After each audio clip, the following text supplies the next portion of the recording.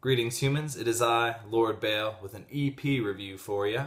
Today I want to talk about the final release of Jeffersonville, Indiana's Prices on Our Heads. The EP is called Elevated. This EP comes out a year or so after their full-length album, Scriptures. This EP is very aptly titled, as the entire theme of the album seems to be elevating themselves beyond their past releases. Pretty much every aspect of this recording is an improvement upon what they had already established in the past. The vocals are better, the guitar playing is better, the songwriting is better, the production is way better. Overall, this EP certainly represents a vast improvement upon what Prices on Our Heads had previously been known for. On this release, we see Corey Havens at his best vocal performance. His standard vocal attack is somewhere between death metal growls and kind of the deathcore mids, but leaning more towards the low end. However, he throws in some vocal variations which really punch through certain parts of the songs. Probably my favorite instance of this would be on track 4, Deceptions of an Empire, where his vocals kind of turn into this witch-like cackle for a moment. Which brings me to one of the nice things about this release.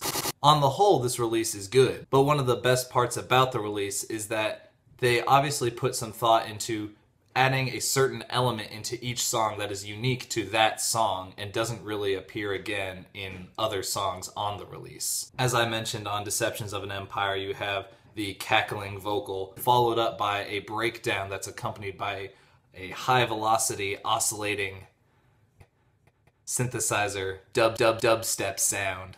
In track 3, Equinox, you have vocals that are accompanying Corey Havens, which sounds sort of like a yell, kind of singing, but not quite. The EP itself does a lot to try and distinguish each track from one another. But even with all these variances, some of the songs only end up being slightly better than average. Enjoyable, but average. The best song on the album, hands down, is Surrealism, and while the song kind of sets an archetype for the other songs on this release, it's certainly the one that executes that archetype the best.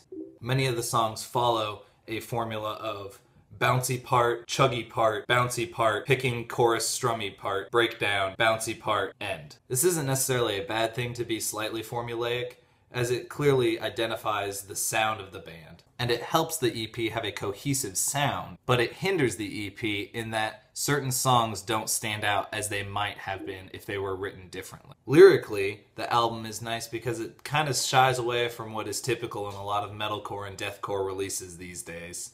A lot of the writing, while being written in first-person view, is much more esoteric in its delivery. There's no tropes of, "My heart feels so empty," or "You're such a jerk, I hate you." The writing uses metaphor much more than other bands in the area are currently doing. Overall, this is a strong release, although it certainly could have been better if the writing had varied slightly on the whole. I'd give this about a 7.5. This was certainly an excellent release for the band to use as their farewell. I can only hope that the band will see this and will reform and put out more material. I'm Lord Bael. Thank you for watching.